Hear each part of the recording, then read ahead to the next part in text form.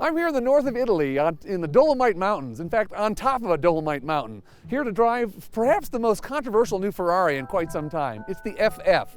FF stands for Ferrari 4.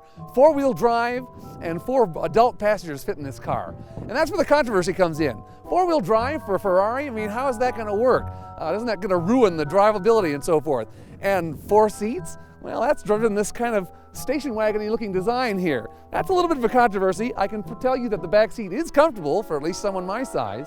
Lots of other stuff is new, of course, for the Ferrari FF. The V12 has been upgraded to the same engine family that the 599 uses, now makes 651 horsepower. It's a healthy bump up from the 612 Scaglietti, which this car replaces. But how does the Ferrari four-wheel drive system work? Well, we're going to try it out here in just a second on this snow road course, and we'll let you know.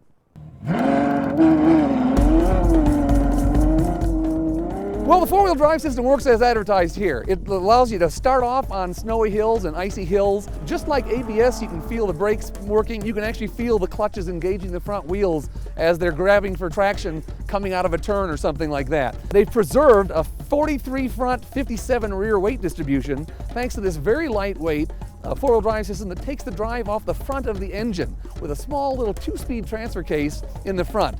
And no differential, just clutches to engage each wheel as it's needed. Only 20% of the torque ever goes to the front wheels, which also helps preserve that rear drive feel. So it works really well that way. The tricky thing is, how is it going to work in the dry? For some reason, the Ferrari engineers swear their all-wheel drive system only works on slippery surfaces.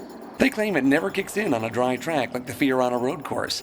That strikes me as BS, meant to distinguish the Ferrari system from rival Lamborghini, which relies heavily on its all-wheel drive to achieve dry weather performance.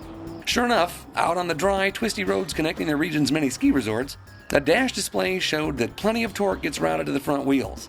Mind you, there's no muddy steering feel or torque steer or any other bad clues to suggest when the front wheels kick in, other than that display. The performance certainly establishes a new standard for a 4-seat Ferrari.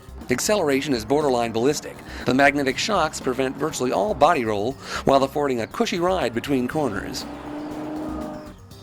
So the FF is the ultimate 4-seat Ferrari. Is it worth selling your surplus internal organs for, presuming they're worth about 300 grand? My guts say no. I don't love the shooting brake design and I hate the name. FF doesn't sound the least bit sexy or Italian, but mostly the car has a vaguely Ferrari for Dummies feel about it. The steering feels lighter and doesn't transmit as much information as a 599 or 458 helm. When fully engaged, the electronics make the car remarkably idiot-proof, and at lower workaday revs, the engine's note sounds almost utilitarian, like that of a UPS truck.